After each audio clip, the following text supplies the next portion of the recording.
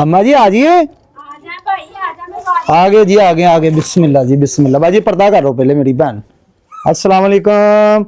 ओ तुसी रोजे नहीं रखदे हैं? अस्सलाम वालेकुम। अम्मा की हाल है? ठीक है। तबीयत ठीक है? अस्सलाम वालेकुम बाजी, क्या हाल है? ठीक हो? अम्मा जी अल्लाह पाक ने ईद भेजी है।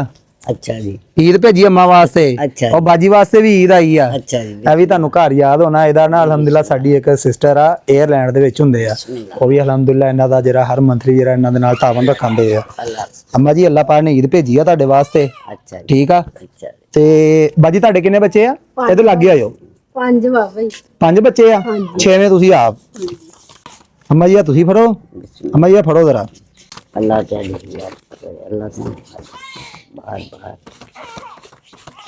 26000 बाजी आ फड़ना जरा 28